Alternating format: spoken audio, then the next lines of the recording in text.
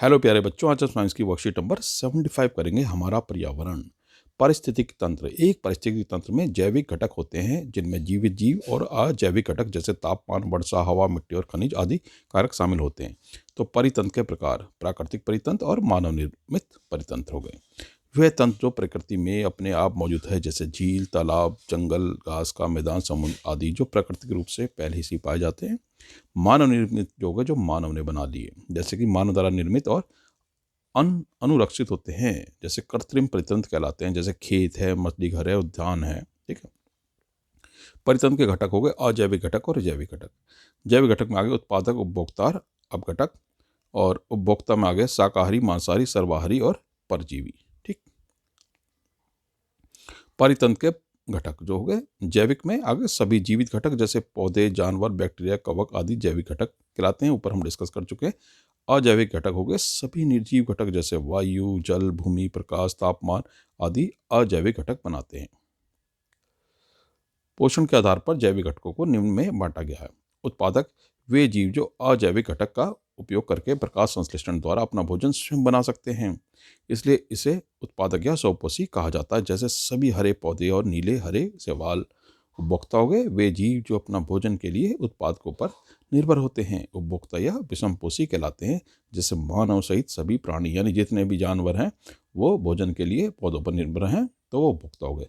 अब घटक जीव जो मृत पौधों और जानवरों को विघटित करते हैं। ये प्राकृतिक संसाधनों की पुनःपूर्ति में मदद करते हैं, जैसे बैक्टीरिया, कवक जो सड़े गले पदार्थों में फिर ये मिट्टी में मिला देते हैं, तो वो फिर दोबारा से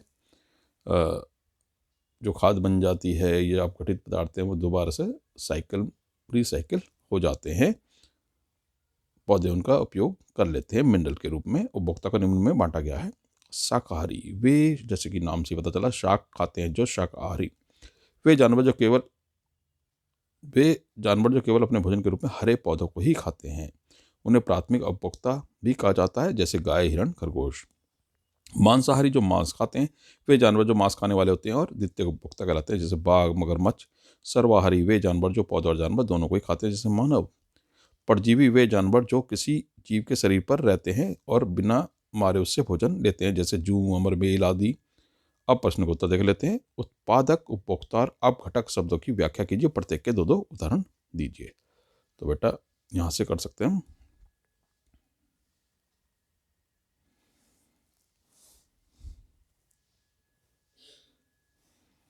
यहां से यहां तक। उत्पादक वे जीव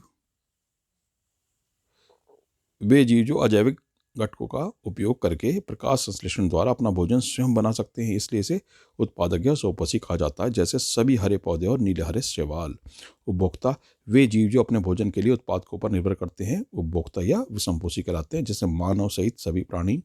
अपघटक जीव जो मृत पौधों और जानवरों को विघटित करते हैं, वे प्राकृतिक संसाधनों की पुनःपूर्ति में मदद करते हैं, जैसे बैक्टीरिया और कवक। पौधों को उत्पादक क्यों कहा जाता है? तो पौधों को उत्पादक इसलिए कहा जाता है कि पौधे जो है प्रकाश संश्लेषण द्वारा, पौधे लिख लेंगे, पौधे प्रकाश संश्लेषण द्वारा अपना भोजन स्वयं बना सकते हैं, इसलिए इन्हें उत्पादक या स्वपोषी कहा जाता है। यहां तक लिख लें। प्राकृतिक और कृत्रिम परितंत्र में क्या अंतर है? तो प्राकृतिक परितंत्र और कृत्रिम परितंत्र ये होगा वे तंत्र जो प्रकृति में अपने आप मौजूद, जैसे झील, तालाब, जंगल, घास का मैदान, समुद्र आदि, और मानव द्वारा निर्मित और अनुरक्षित होते हैं। कृत्रिम परितंत्र कहलाते हैं, जैसे खेत, मछली घर और उद्यान। परजीवी क्या है? वे जानवर जो किसी जीव के शरीर में रहते हैं और बिना मारे उससे भोजन लेते हैं, जैसे जूं, अमर, मेल आदि। परितंत्र में अपघटकों की क्या भूमिका है?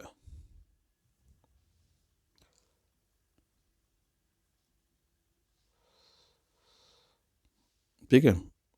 जो परितंत्र यहां से लिख देंगे।